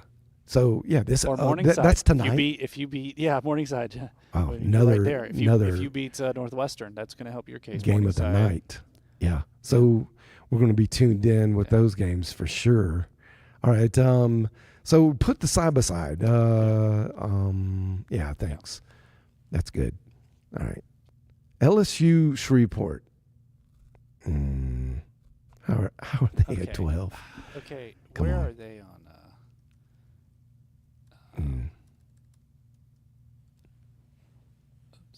LSU. They Yeah, started I'm off looking up. great. LSU Shreveport's 56th in the CSPI. Yeah. Their average margin of win is 4 points. Yeah. Turn the ball over. 45% from the field. I mean, and they're negative on their turnover ratio. So yeah, that's pretty high for a team with 3 losses. But I think they're just trying to help get the Red River something. I guess. I don't get it. I mean, it's even that, give them something, but not that high. Yeah. I don't like looking here. Yeah, College just of to be Idaho clear, is for way those looking at overranked. this, when you see on the NAIA one, the points, that's from the coaches poll. That is not the CSPI score. Yeah, And on the a good champion one, point. you'll see the record next to their CSPI. Yeah, So points are based on votes. yeah, votes from the coaches that are voting. Not all the coaches in the country. Yeah. It's only certain ones get to vote. So, like, yeah, that has a big part. Obviously, that's how they're ranking the teams based on these votes. But I also think Mobile at 11, and they don't even have the best record in their own conference. And remember, I argued for Mobile in top 25, and I think you guys shot that down pretty quickly. And I tend to agree with it. I mean, there's a lot that can go in the top 25. Yeah. And Mobile's, they were just outside, but I don't know about 11. I mean, Sagu at 25, no. Well, a 3-loss Mobile or 3-loss Marion. Like, come on. Like, at 10-11. Like, we're going to go with, I'm going with Marion every time. And, again, no disrespect to Mobile. But, that's a blowout. If I'm ranking teams. Arizona Christian were left out of ours. I see a case for them. All right. I mean, they're kind of in that 30 range in the CSPI. Like, they're not terrible. They're winning games, 10 point per game winning, and it's not bad. Yeah. But not great. Bring up Arizona Christian's schedule. I'm interested now. Because they have had a really good program in the recent past. They're good. They're just, a historically good team. And I can't remember what the thought on them was for this year. Clear cookies. Let's see. Eastern Oregon had to go to overtime. Union? They lost to Union. 9-point loss. And lost to Multnomah. Not great. Montana Western. Not a horrible team, just not a game you want to see lose. 3 tough losses. Jessup's not. They're sneaky good. Bad. Yeah, they're sneaky. They are. I'm not going to ding them too, other than it was a 12-point loss. And they just beat the Masters this weekend. They did beat the Masters. Yeah. Wow, that's a close game. Wow, look how close that is. 40-38 first half, 38-35 second half, 1 point. I mean, yeah. that's I bet that was a fun game to watch. The Masters are that mid team that can beat anybody. Like don't sleep. Don't sleep on the Masters. Yeah. They're not top 25 good, but they're sneaky good. Jessup is as well. They got more games here, man. They got to go run second round of Golden State. They got Vanguard twice. They got Jessup once. Looks like Ottawa twice. I mean, they got a long ways to go in the season. So there's still time. Yep. There's still time. They're just not good enough for Florida Memorial's really close. 16. Coaches Poll, Champion Sports Network had them at 17. So so we get Tennessee really close. Southern 15-18. So there is some recognition there. I mean, Tennessee Southern's one of those teams you got to watch. Yeah, you got to watch to see how good, because the numbers are so much different than what Langston used to be like that too. They now come up pretty good in their CSPI, but earlier on, if you just took the raw data, they were on the statable data. They did not look good. They did not look good at all. Yeah. And they've worked very hard to clean that up, which I'm glad, because we kind of proves that our optic test is on point as well. Because we looked at them and we go, yeah, but they're really good.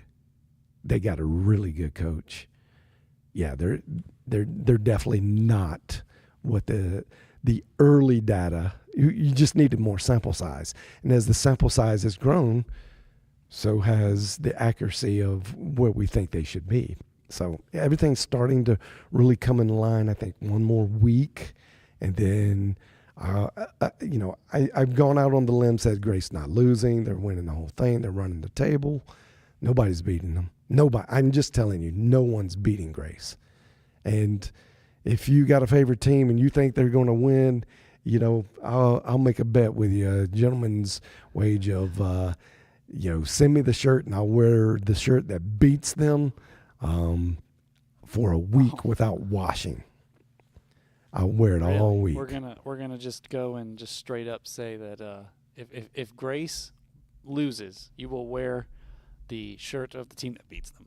Excuse me. For a week without washing it. I'll go to all my meetings. I'll go to all my stuff. We're gonna see this. This is gonna get clipped out and put all over social I media. hope. It's just not going to happen. I'm just telling you, it's not going to happen. You're gonna be going to meetings and everything. You just yeah, and they're going to be I didn't know so and so was your favorite college. Yeah, it's not. Yeah, well, but they earned better it. than Grace. They earned it. That's what happens. It's not going to happen, bro. Oregon Tech in there. How do you like that? I like West Virginia Tech in there. One of the best three-point shooting teams. Yes. They're never going to be out of a game. Exactly. Yeah. Never. They scare me in the tournament. Really They're good. so scary. Great fan base. Oregon Tech is one of those teams that I think gets so overlooked. Yeah. Because of College of Idaho. College of Idaho, Montana Tech, and I know, different, everything in the Northwest isn't. Yeah, like, Montana Tech's not in our close. top 25. They're not. And they're another one go that's here. could easily be side. 25. Yeah, they have they have Montana Tech top 10 on the NAIA one. We're not No. even in our top 25. That's laughable.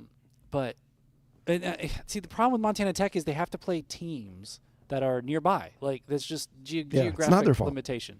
Not And their fault. they're But beating the them, but optics it's like, are out on them. the optics are painful. So again, they have their coaches poll as a ranking. Yeah, Champion and not Sports in a Network good goes, all right, conference. let's see them beat some good teams. Like beat them. You Yeah. want to be top 10, you got to beat or just not lose, and they've lost 3. So Yeah. those are your options. All right. I'm trying to think the other one that I thought was interesting. Oh yeah, Point Park down at 21. One loss. One loss, but they're right behind a 4-loss Morningside. I take exception with that. Of course. That's a That's problem. That's a problem. There is no way for that not to be a problem. At this point, I'm not going to stir the pot too hard on why that happens. But again, go back and listen to my opening monologue, why. And this was the hot take of this episode: is why the NAIA Coaches Top 25 poll is unfair. It's just unfair.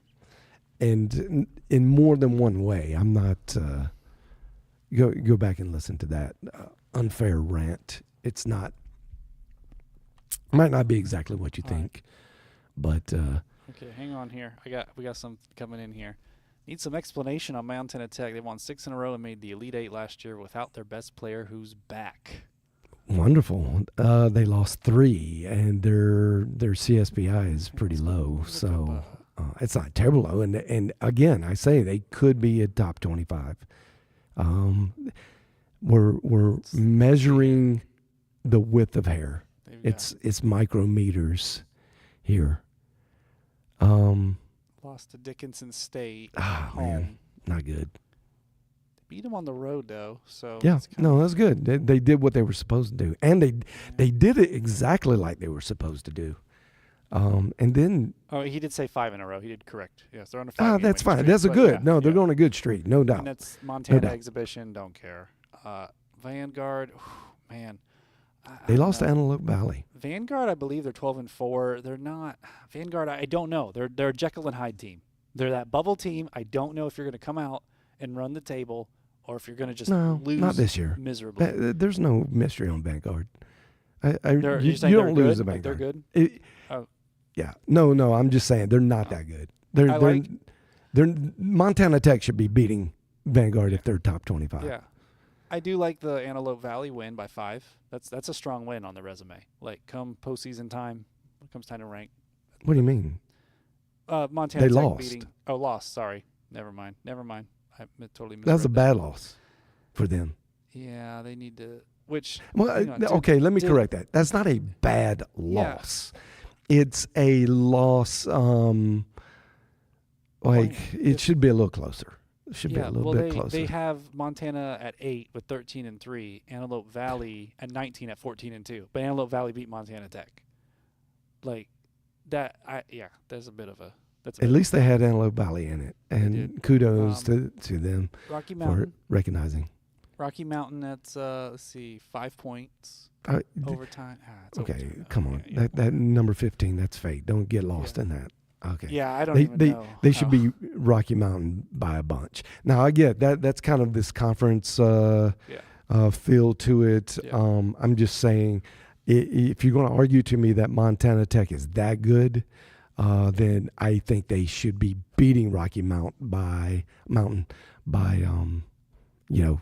7, 8 minimum. Let's go see how much their basketball. See what their record. Yeah, 10-6. What's a Rocky 10-6. Mountain's CSPI? Let's see. Rocky Mountain 82. Mm-mm. Yeah, wow. Their 1.8 is their that's their margin of win right there. Yeah. They give up 83 points a game. That's definitely Montana one of the Tech's got a worst. little work to do. Yeah. They got a little work to do. I actually like the team. I do too. Yeah. They're Let's one be of clear my- here. Yeah. as a fan favorite. yeah. So and they'll likely be in the tournament, and they'll tough be for good, me to not really just but and maybe top 10. they Top 10's could have high. played at least in my vote on this. Like I wasn't trying to edge into some of the teams I like. I just and maybe I Well, overswung a little bit. Could they be in that 20 to 25? Absolutely. But I think they just got a little more work to do. I like St. Mary of the Woods. If you haven't seen them play, guys, go. Like if you're really into this stuff and you care and hopefully you do, or you're mustering up some care, then you watch some of these games. You could go, if we don't post those games on Twitter, which we should do a better job of, we know, but you could go to the NAIA Presto site, look up men's basketball, click on scoreboard. It'll automatically be on the day that you are currently in, and then look for the video link beneath the score, beneath the area where it shows you the score, and then watch these games. Get an optic test on how they look. And right now you're going to get good optics because they're playing highly critical games in which they should be playing their best ball, and should be, they should be winning the games they should win, and the games that they should lose, it should be a very tight contest. And get is there flow there? How can you see what the coach is doing? Are they running plays? Is their defense ramped up? Are they backing off of plays? Just get a little checklist of what makes basketball good for you to watch, and see how that lines up with your optics. Then pair that with the hardcore numbers, the raw data, and just start forming an opinion. I'm first one to tell you that CS the top 25 ranking is not exactly right. it's a We're computer, midway through sample size. It's a computer. Yeah. It is, plus a little bit of, an extra 25% based on opinion. And I was just saying, just the CSPI as a. What the data is. Straight down is, Yeah. There's a slight bit of opinion went into how the weights work, but we followed some very good models. We've weighted against past performances of other years. It seems to work. So we feel like it's a sweet spot of understanding how you should weight out all these statistical categories, and it's a lot of fun. Statistics make everything better. That's my opinion. Of these two, I just noticed there are only 3 teams that are the same spot in both. Okay. Grace, call them out. Langston, and Olivet Nazarene at 22. There's a unanimous agreement. That's sheer luck. Absolutely. How that happens. We did not look at that to come up with not ours. at all. There was no comparison like, oh, we're going to just try to be different. Yeah. There was absolutely no comparison. Like, this is what we came up with. Yeah. And that's what the coaches poll. Now, you can take the word of the coaches who don't know anything about the rest outside of their conference. Usually, they don't have time to analyze and look at the numbers like we're presenting today. Maybe this will help coaches.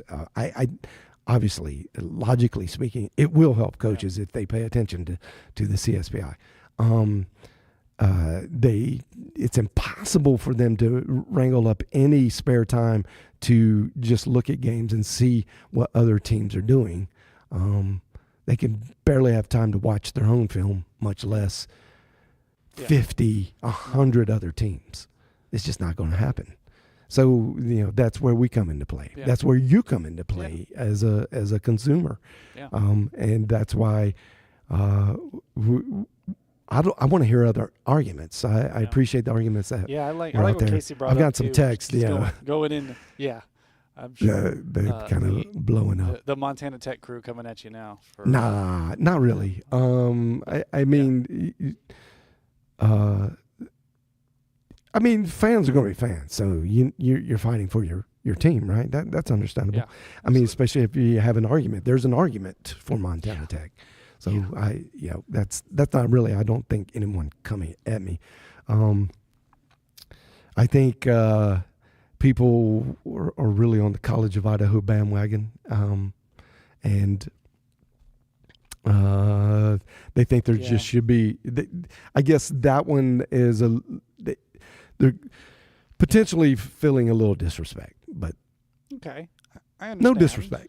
I understand it. Maybe. I mean, look at the numbers. But just at 14-2, optics it's not test. last year. It's not last year. Not when there are several one-loss teams. I mean, I don't think your two-loss team can be three. Tell me why they should be top 10. I just want to hear the argument. Why? How do you overcome the performance of, in not the toughest area of basketball? Yeah. I mean, bro. Play in the Crossroads, play in the River States, play in the Mid-South. Show me a season there.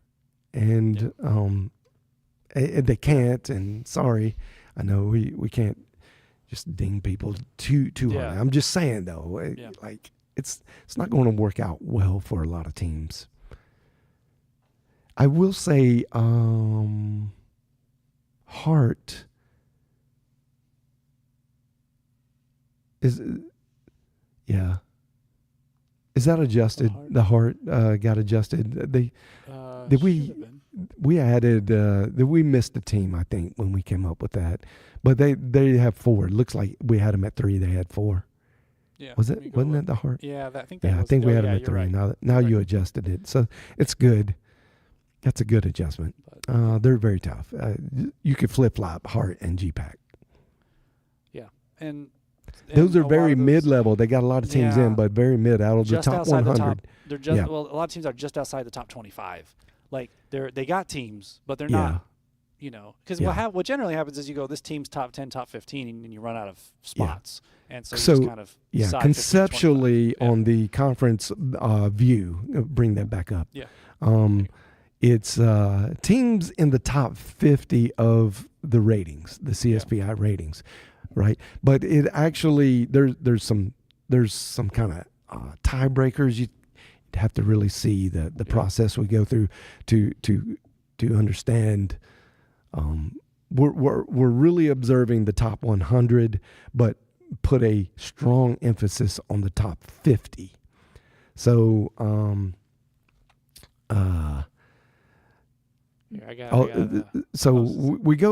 we look at it. I was like, Casey just said he can get a ball with Crossroads Mid-States, but River States has not been a perennial power in the past few years. It's true. Yeah, it's true.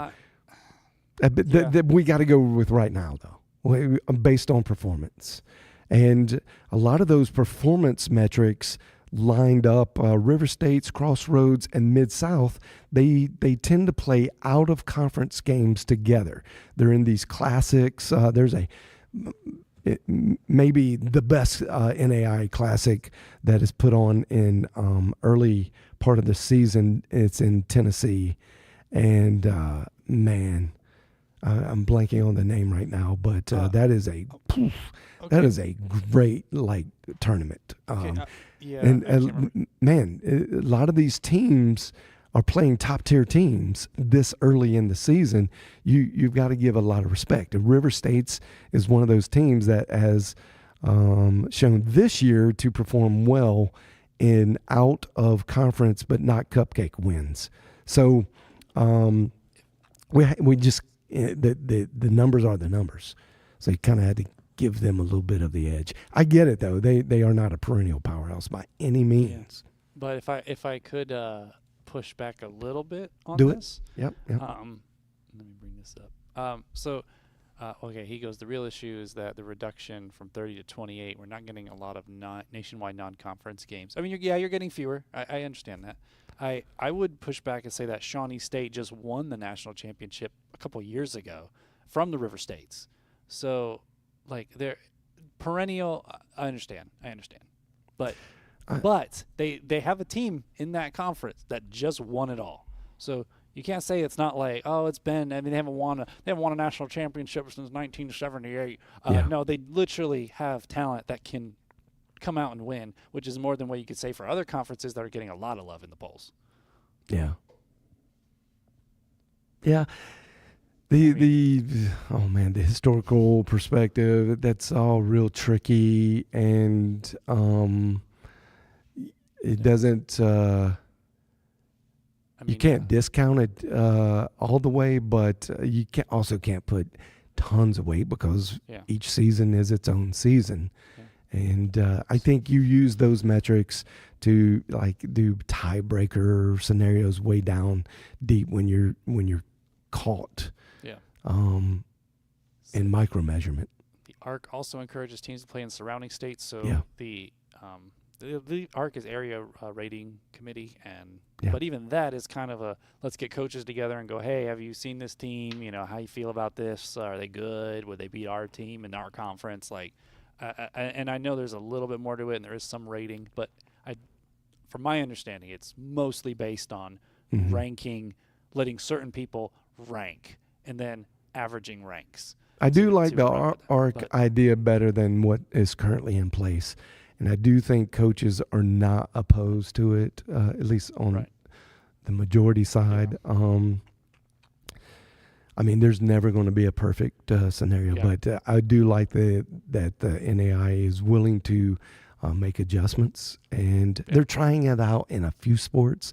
In one of our other episodes, we had Nick Robinson on from John Brown, one of the best SIDs in the country. He knows all about this kind of stuff. He explains that, so you could, run back through that part of the episode and see our thoughts on the ARC and how that works.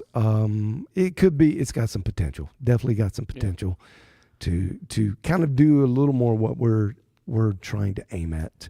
I like the ARC. I look at it and I go, man, it just feels like we're getting a more complex ranking, and we're still going with the eyeball test. We're still going with these metrics that are not definable.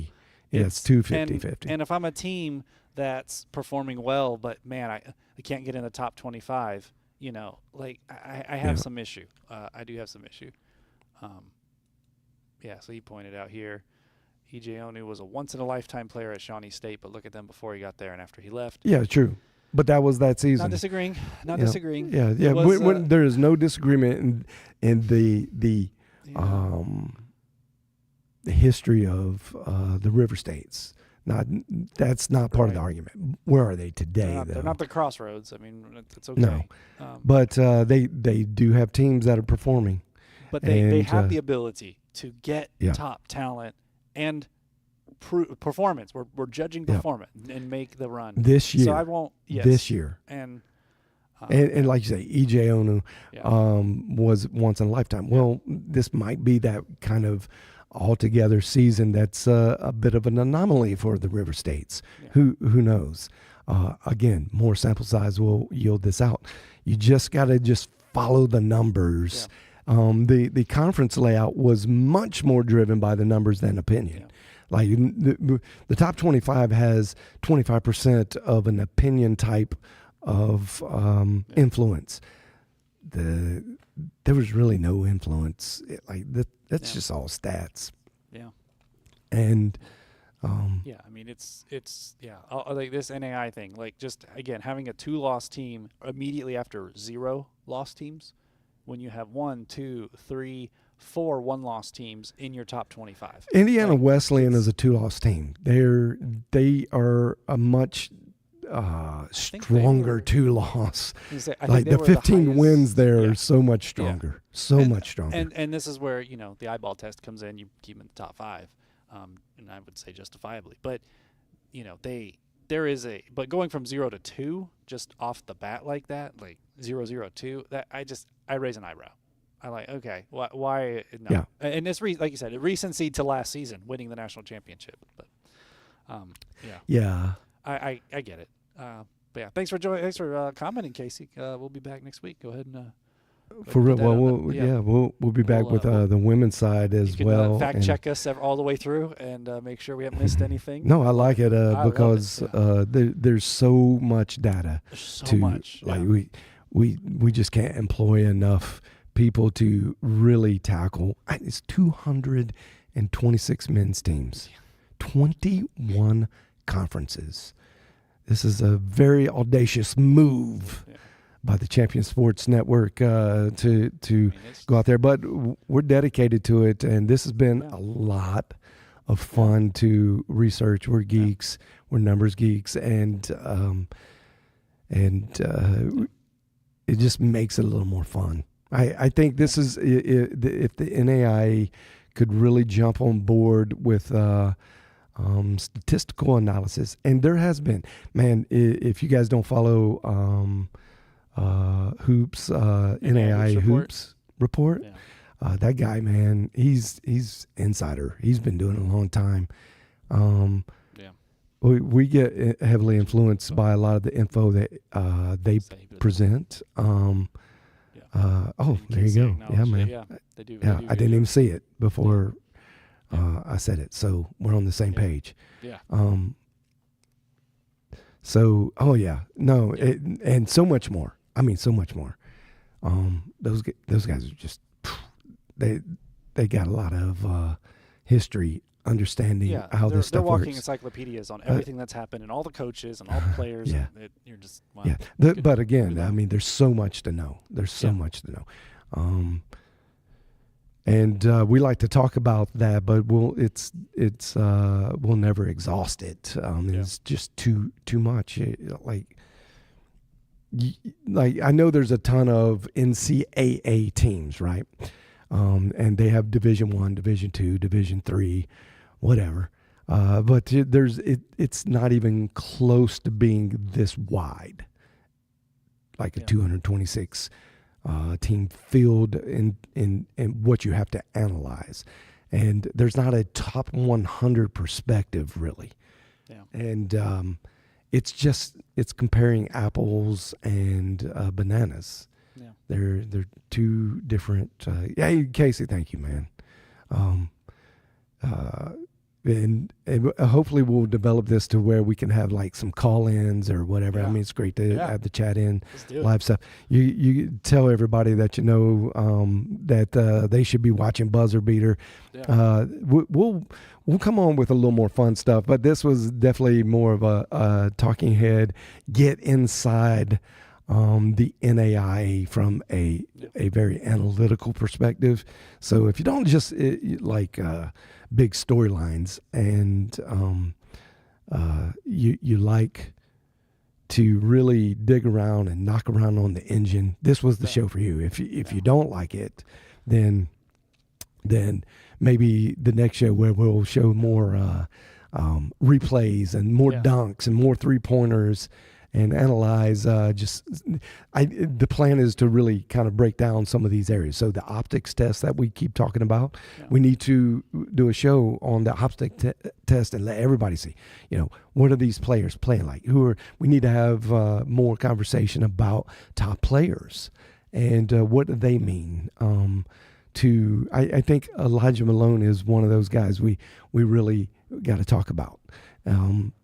But again, as a team on the whole, it's almost unfair to the big picture for Grace is you can't just focus on Elijah Malone, even though his, I mean, even though he's Anthony all of 6'10" Roy and Elijah Malone, like, bro, there's a couple other guys I think that could be in the conversation in that running for the MVP of the year. But and we'll try to tackle that as we close down the season.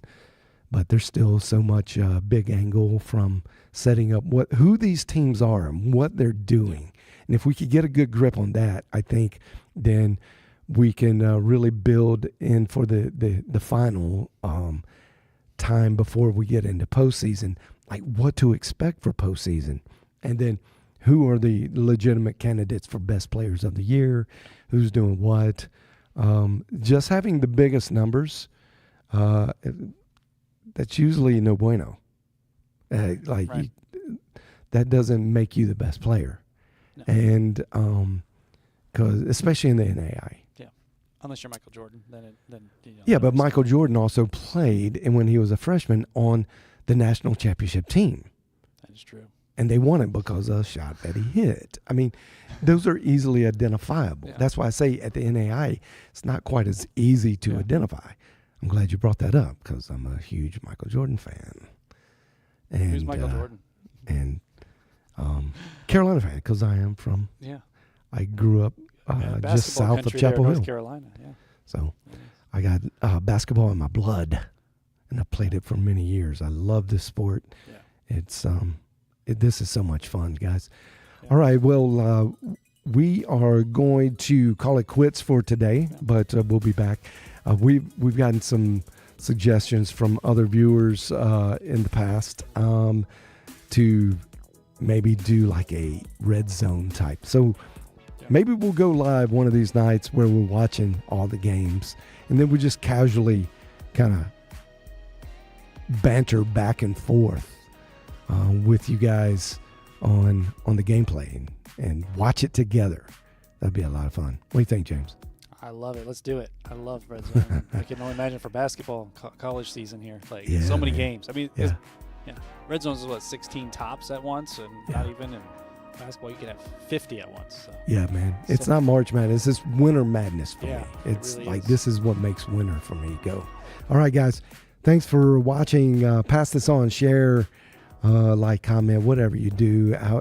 This is on YouTube, but we will probably cut things out, present it. Make sure the word of mouth is the most powerful tool there is. So let everybody know that people out here in the nation care about NAIA basketball. We care about the athletes, and Champion Sports Network is kind of a double entendre. But one of the big things we want you to know is that we're championing the cause, and that means we're trying to tell the story loudly and use our gifts and talents to do that. So that's what we want to do. It's an important story that is not told nearly enough across this landscape. So help us get the word out, and let's talk about it. Until next time, you've been watching the Champion Sports Network and Buzzer Beater. I'm John Cookman. That's James Lex. We're proud to serve you. Good night, good evening, whatever time you watch this.